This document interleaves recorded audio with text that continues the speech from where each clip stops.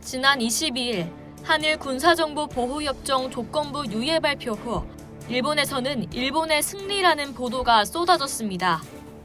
심지어 아베 총리는 한국의 지소미아 유지 결정 직후 일본은 아무것도 양보하지 않았다.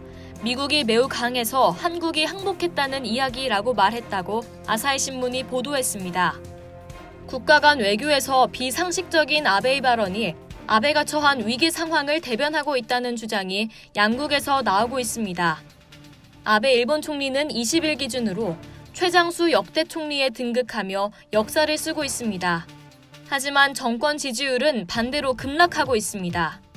아베의 지지율 급락의 원인은 벚꽃을 보는 모임 때문입니다.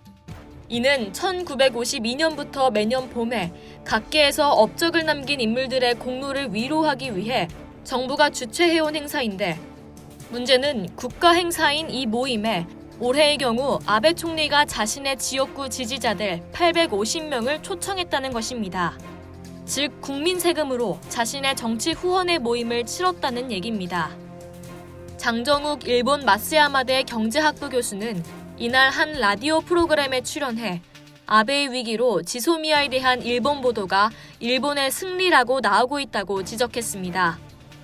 장 교수는 일본이 미국의 압력에 굴복했다는 식의 느낌을 주면 자신들의 지지 기반인 보수파의 지지 세력을 잃어버리기 때문에 기싸움을 하는 것이라고 말했습니다. 아베 정권이 자신의 스캔들을 덮기 위해 급급하고 있다는 또 하나의 얘기는 한국에서도 잘 알려진 일본의 유명 여배우 사와지리 에리카의 마약 사건입니다. 일본 경찰이 오랫동안 그녀의 동태를 지켜봐왔는데 하필이면 이 시국에 이 사건을 터뜨린 이유에 대해 모두들 의혹을 갖고 있습니다. 당연히 일본 정치가에선 아베 총리의 스캔들을 덮기 위해 터진 기획성 사건이라는 얘기도 공공연하게 나오고 있습니다. 특히 하토야마 유키오 전 일본 총리가 자신의 트위터를 통해 이 사실을 거론해 충격을 안겼습니다.